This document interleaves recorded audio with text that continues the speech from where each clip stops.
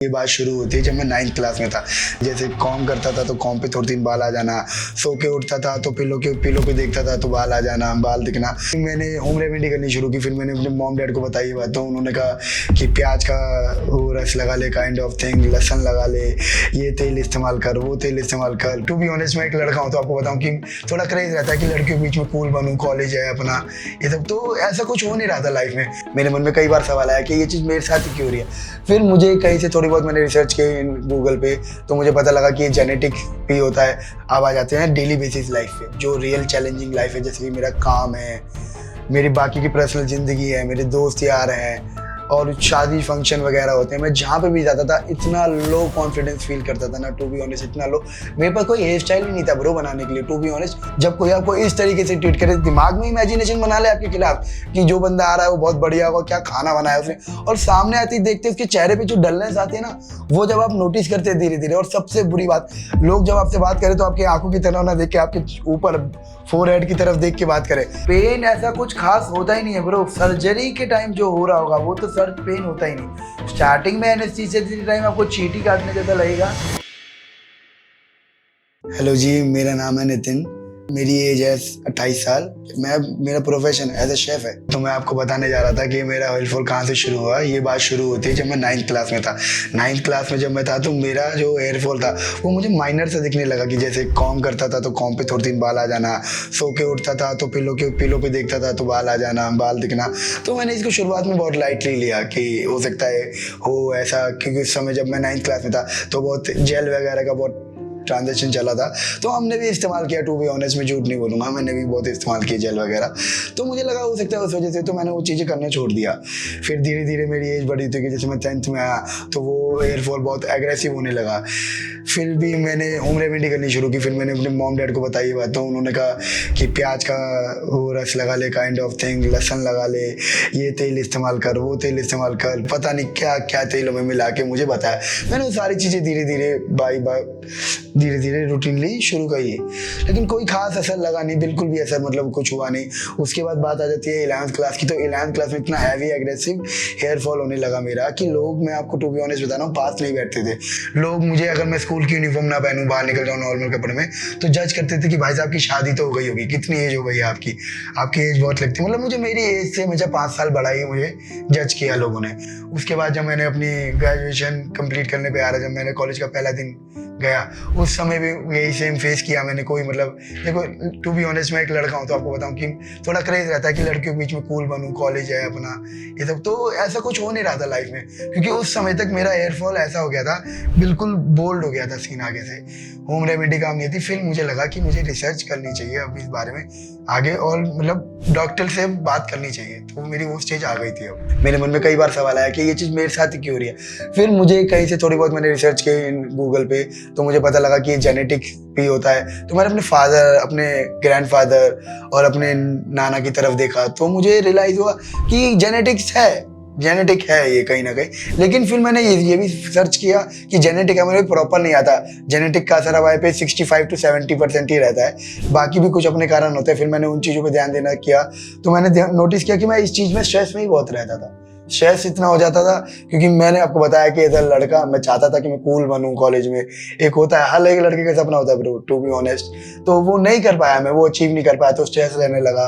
फिर धीरे धीरे पढ़ाई पे मन नहीं रहने लगा, तो ग्रेड्स कम आने लगे, तो उसका भी स्ट्रेस रहता रहा। फिर हमें इंटर्नशिप के लिए, मैं होटल, मैंने आपको बताया मैं एक होटलियर हूँ, तो हमें सिटी टू सिटी हमें मूव करना पड़ता था इंटर्नशिप के लिए। तो उसका पानी लगना, उससे भी हेयर फॉल होता है। तो मतलब मैं डेली रूटीन में जो जो चीज़ करता, and to be honest I am a little bit addictive of smoking, तो मैं स्मोकिंग भी करता था।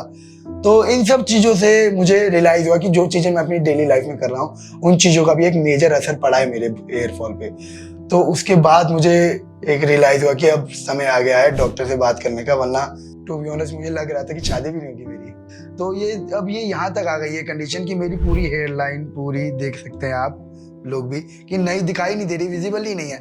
और मैं आपको बताऊँ टू बी ऑनेस्ट, मेरे बाल पूरे ऐसे थे एक टाइम पे, ऐसे पूरे जाके ऐसे पूरा लाइन बनती थी। अब देख लीजिए आप, कुछ नहीं बन पा रहा है। इनफैक्ट यहाँ पे मुझे खाली खाली सा लगता है। तो ये अब इस स्टेज पे पहुंच गया है, तो मैं काफ़ी वरीड हूँ इस बात को लेकर। टू बी ऑनेस्ट बताऊंगा गाइस, मैं बिल्कुल भी मजाक नहीं करूंगा। यहाँ पे कॉलेज खत्म हो जाता है मेरा, मैंने आपको कॉलेज तक की बात बताई, मेरा कॉलेज हो गया खत्म। अब आ जाते हैं डेली बेसिस लाइफ पे, जो रियल चैलेंजिंग लाइफ है, जैसे कि मेरा काम है, मेरी बाकी की पर्सनल जिंदगी है, मेरे दोस्त यार हैं और शादी फंक्शन वगैरह होते हैं। मैं जहाँ पे भी जाता था इतना लो कॉन्फिडेंस फील करता था ना, टू बी ऑनेस्ट, इतना लो। मेरे पास कोई हेयर स्टाइल ही नहीं था ब्रो बनाने के लिए, टू बी ऑनेस्ट कोई हेयर स्टाइल ही नहीं था इस कंडीशन में मैं बना पाऊँ। मैं एक ही चीज कर पाता था, पूरा बोल्ड एंड बियर्ड, और उसमें भी मुझे कोई खास कॉम्प्लीमेंट नहीं मिलते थे। मैं आपको टू बी ऑनेस्ट बताऊं कि नहीं भाई तू बहुत बढ़िया लग रहा है, ये सब मेरी माँ ने बोला मुझे, और वो हर माँ बोलती है। लेकिन बाहर जो रियल लाइफ है और जो मेरा काम है, बाय प्रोफेशन लोग जो मुझे मिलते हैं, वो सब मुझे मतलब बुली करते रहते थे, मतलब kind of Kattappa kind of sound करते थे, मतलब ऐसी बातें बोली, कोई खास बढ़िया कॉम्प्लीमेंट नहीं मिले। तो इस वजह से मुझे बहुत लो कॉन्फिडेंस फील होता था और आगे भी होता रहेगा इस बारे में, अगर मैंने कुछ नहीं किया तो। इस बारे में ये तो मैंने आपको पर्सनल लाइफ के बारे में बता दिया। अब जॉब लाइफ की बात करते हैं। वैसे मैंने बाय प्रोफेशन में एज अ शेफ हूँ, तो हमें कैप लगा के वेयर रखनी पड़ती है, मुझे उसमें कोई प्रॉब्लम नहीं। लेकिन जब कोई खाना अच्छा बनता है तो वो हमारे होटलों में ऐसा होता है, 5 स्टार रेस्टोरेंट बुलाते हैं मीटिंग के लिए कि कौन है ये शेफ, इससे बात कराओ, मुझे इससे मिलना है, I want to meet that chef.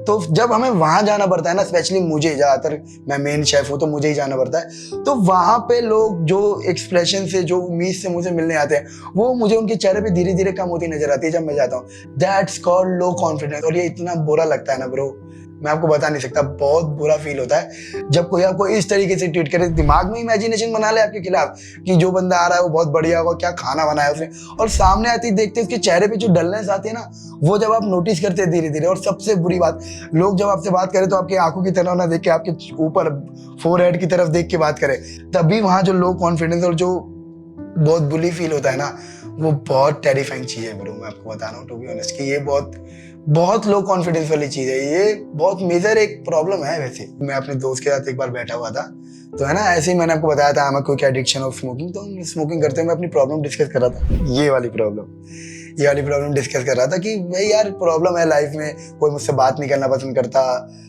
लड़कियां भी नहीं बात करती हैं खास, ज्यादातर कोई मुझसे, मतलब इतना लो कॉन्फिडेंस फील करता हूँ। तो उसने मुझे बताया कि भाई एक ट्रांसप्लांट करके भी कोई चीज आती है।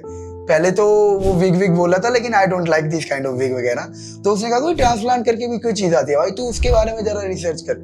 तो मुझे बात उस दिन तो उसकी समझ नहीं आई, मैं बहुत टेंशन में था। अगले दिन मैंने उसको रिसर्च किया, फिर मैंने रिसर्च किया तो मुझे पता लगा हाँ ऐसी कोई चीज तो होती है, जो ट्रांसप्लांट से बाल आ जाते हैं, और रियल बाल होते हैं, अपने खुद के बाल जो बढ़ेंगे भी, कट भी कर सकते हैं हम, मतलब पूरे रियलिस्टिक।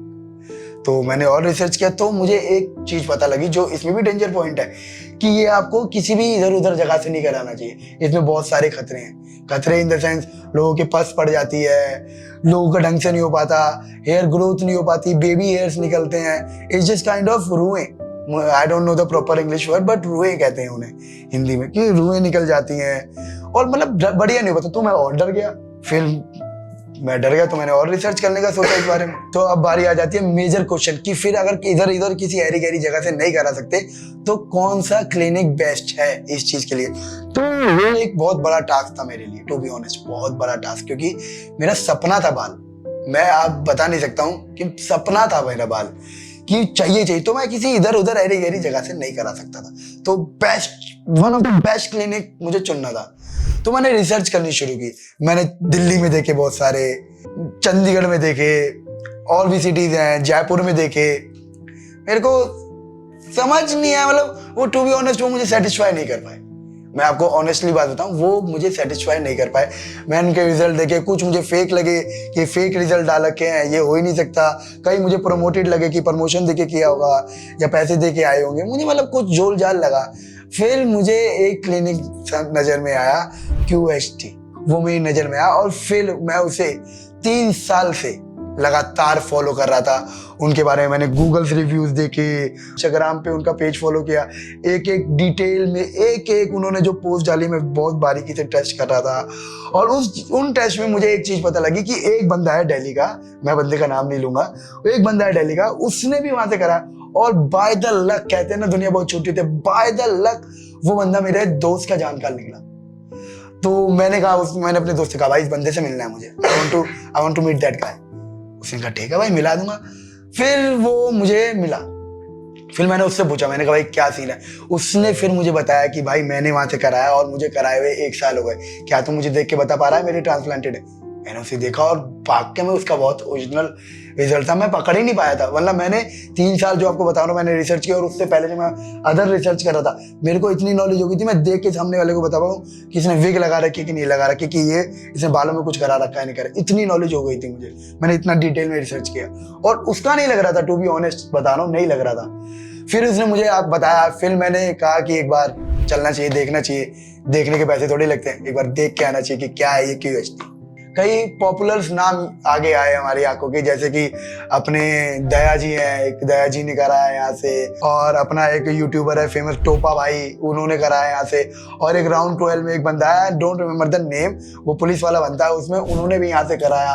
तो उनके जब मैं पहले देखता था ना वीडियोस, तो मुझे उनके देखते थे, देखो टोपा भाई ने तो कभी अपना टोपा हटाया ही नहीं, टोपी भाई ने, तो मुझे पता था वो बंदा बोल्ड है, बिल्कुल उसका सीन गया हुआ है। लेकिन जो मैं राउंड 12 की बात कर रहा हूँ, राउंड 12 वाले बंदे ने लगा रखा, वो टोपा नहीं लगाता था, वो बीच की मांग रखता था, तो उसका साफ एरिया नजर आता था कि वो बोल्ड है। और उसकी अब रिसेंट वीडियोस देखता हूँ तो वो बिल्कुल ही अलग है, बिल्कुल ड्रास्टिक चेंज है उसमें। वो बाल जो बंदा कभी पहले खड़े नहीं करता था, 0 वॉल्यूम बालों में, चपटे बाल, मतलब मैं भाई की बुराई नहीं कर रहा, भाई पसंद है मुझे, लेकिन टू बी ऑनेस्ट जो मुझे लगा कंडीशन बालों की वो बता रहा हूँ। और सडनली ड्रास्टिक चेंज, एक भाई के खड़े बाल फुल स्पाइक करके, मतलब रियलिस्टिक चेंज एक जो मुझे लगा, काफी अच्छा लगा। तो मुझे ये सारी चीजें फिर मैंने कब पता किया, तो मुझे पता लगा कि उन भाइयों ने भी यहाँ से कराया। तब जाके मेरा जो यकीन था वो और पक्का होता चला गया कि उनके देखे मैंने, और अदर वीडियोस भी उनके देखे, उन्होंने बिफोर आफ्टर के वीडियोस काफी सारे डाल रखे थे। ऐसा नहीं कि मैं यूट्यूबर्स की बात कर रहा हूँ या कोई फेमस बंदों की बात कर रहा हूँ, मैंने उनके इंस्टाग्राम पे देखा कि उन्होंने बिफोर आफ्टर भी डाल रखे हैं, कि एक बंदे ने बिफोर कराया, आफ्टर कराया।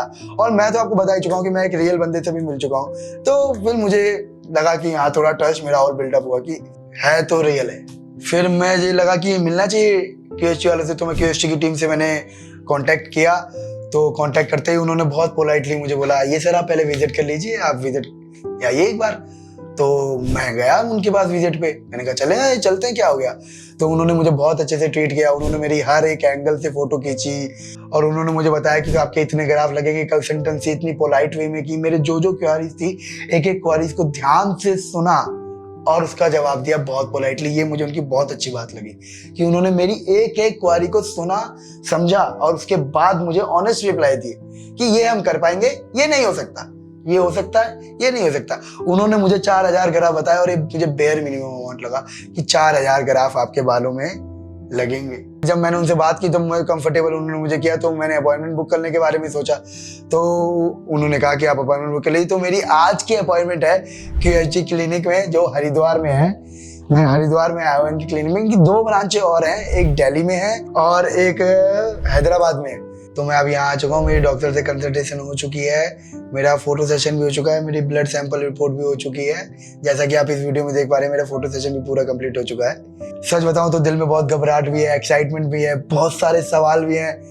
मुझे लग रहा है मैं डॉक्टर को परेशान कर दूंगा, लेकिन अंदर चल रहा है ना, ये बता नहीं सकता, क्योंकि ब्रो ये ड्रीम था मेरा, बाल वाकई में ड्रीम था मेरा। आई डोंट नो कितने लोग मेरे से रिलेट कर पाएंगे, नहीं कर पाएंगे, लेकिन ड्रीम होता है यार, लड़कों के पास एक ही चीज बढ़िया होती है, वो बाल होते हैं। ये तो ड्रीम है मेरा, तो बहुत एक्साइटमेंट है, नर्वसनेस भी बहुत है, लेकिन QHT है तो थोड़ा है, भरोसा तो है।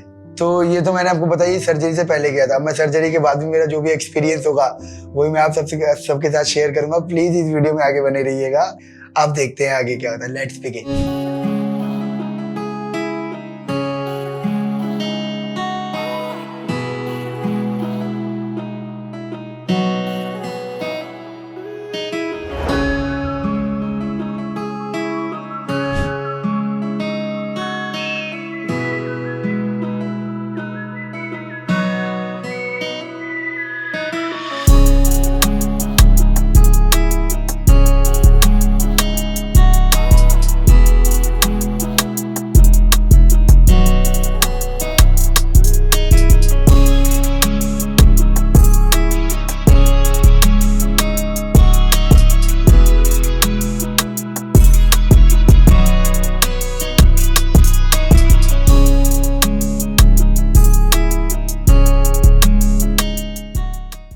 जैसा कि आप देख सकते हैं कि मेरा हेयर ट्रांसप्लांट पूरा हो चुका है QHT से। मैं आपको बता रहा हूँ, टू बी ऑनेस्ट, इतने हम्बल और इतने फ्रेंडली नेचर के डॉक्टर्स हैं, इतना फ्रेंडली नेचर का स्टाफ है, जो मेरा ऑनेस्ट 1-on-1 रिव्यू है मेरा, वो यही है कि 100 मार्क्स है भाई। मतलब आप कोई भी चीज़ उठा के देख लो, इनकी फैसिलिटीज़, इनकी दवाई देने का प्रोसीजर, इनका समझाने का प्रोसीजर, इनके क्वेश्चन आंसर शेड्यूल, इनका कंसल्टेशन, इनके doctors, everything is 1-on-1 honestly. आपको 1% भी ये फील नहीं हुआ कि आपको निगलेक्ट फील करा रहे हैं, या एक बार आपके पैसे कहीं गलत जा रहे हैं, या आपको ये समझ नहीं रहे हैं, या एक बार इनके हाथ में अमाउंट आ गई तो आपको निगलेक्ट फील करा रहे हैं, साइड रख दिया। ऐसा कुछ होगा ही नहीं। इनफैक्ट ये आपको उससे ज़्यादा ही पे करेंगे, जितना इन्होंने आपसे लिया है उससे ज़्यादा ही एफर्ट देंगे। और आप पैम्पर समझते हैं, आपको फुल पैम्परिंग में रखा जाएगा। मैं आपको बता रहा हूँ, फुल पैम्परिंग में 1-on-1 रिव्यू है। मैं तो बहुत दिल खुश था, और मैं बाकी बंदों को भी, जो मेरे दोस्त भाईचारे हैं जो इस प्रॉब्लम से जूझ रहे हैं बोल्डनेस से, उनको भी सजेस्ट करूंगा कि अगर आपको कराना तो QST एक बार मेरे कैंप पे ज़रूर विजिट करें। बाकी आप सबकी चॉइस। और रही बात, अब मैं बात करूं पेन की, तो पेन ऐसा कुछ खास होता ही नहीं है ब्रो। सर्जरी के टाइम जो हो रहा होगा वो तो सर पेन होता ही नहीं। स्टार्टिंग में एनेस्थीसिया के टाइम आपको चींटी काटने जैसा लगेगा, वो भी उनका भी इनके पास एक बहुत बढ़िया प्रोसीजर है bro. They all are use vibrator while inject your anesthesia or local kind of something, तो दे यूज वाइब्रेटर। तो आपको पता ही नहीं चलेगा कि कब इंजेक्शन लग गया, कब निकल गया। वही चींटी से भी माइनर है, कोई पेन नहीं होता, 0 पेन देते हैं, बेस्ट परफॉर्मेंस देते हैं भाई। मतलब 1-on-1 मैंने ऐसी टेक्नोलॉजी नहीं देखी इंजेक्शन लगाने की कहीं भी जो ये देते हैं। मेरा पूरा प्रोसीजर जो था हेयर ट्रांसप्लांट, मेरी हेयर जर्नी का, वो ये चला था 2 दिन पूरी मार्किंग की। मार्किंग के बाद स्लिट्स बनाए, स्लिट्स बनाने के बाद इन्होंने मेरी बाल निकाले, बालें। उस दौरान मेरे पूरे 2 दिन लगे। उन दोनों दिनों में मेरे को इन्होंने बिल्कुल भी ऐसा फील नहीं होने दी कि मैं तक, जैसे कि I want to go washroom, तो इन्होंने सब चीज़ें रोक के पहले मुझे वॉशरूम के लिए भेजा।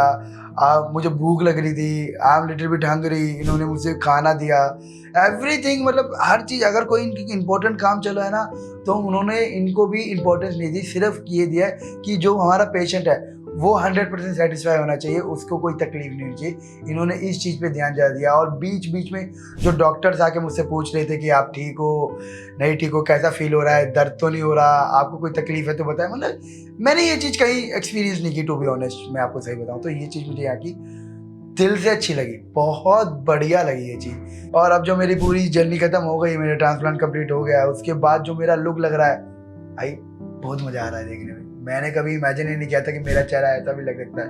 और रही बात मेरे को यहाँ से जाने के बाद क्या क्या करना है, क्या क्या नहीं करना है, इसकी भी चीज़ की मुझे कोई टेंशन लेने की जरूरत नहीं। डॉक्टर्स ने मुझे स्टेप बाय स्टेप चीज़ें बताई हैं कि आपको ये करना है, ये नहीं करना है, ये चीज़ें खानी है, ये चीज़ें नहीं खानी है, इनसे दूर रहना है, इनसे नहीं दूर रहना। मतलब काफ़ी सारी मिथ लोगों ने फैला रखी थी इसके रिगार्डिंग भात। वो सारी मेरी मिथ को इन्होंने ऐसे दूर भगाया ना कि क्या बताऊँ मैं आपको, मेरी सारी टेंशन ही दूर हो गई। ये चीज़ मुझे काफ़ी अच्छी लगी। डॉक्टर ने स्टेप बाय स्टेप, इनफैक्ट मुझे बताया भी नहीं है, रिटर्न में लिख के भी दिया यार, ऐसा कौन करता है, रिटर्न में भी लिख के दिया। बहुत बढ़िया लगा मुझे इन्होंने वो चीज़ें। और बाकी जब मेरी PRP होगी, मैं PRP सेशंस के लिए भी यहाँ पे आऊँगा, तब मैं आपको मेरी जो भी हेयर की कंडीशन होगी वो सारी आपके साथ शेयर करूँगा। बाकी जब रिजल्ट आता है तब भी हम आपको दिखाएंगे।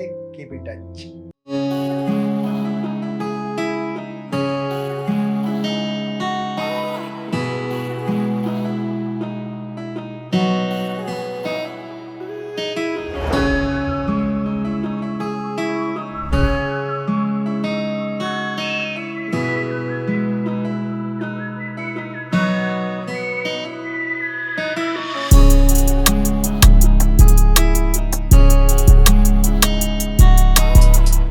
हेलो फ्रेंड्स, अगर आपने अभी तक हमारे चैनल को सब्सक्राइब नहीं किया है तो प्लीज इस वीडियो को लाइक कीजिए, शेयर कीजिए और हमारे चैनल को सब्सक्राइब कीजिए। और ध्यान रहे बेल आइकन दबाना ना भूलें, जिससे हमारे हर वीडियो का अपडेट आपको समय समय पर मिलता रहेगा।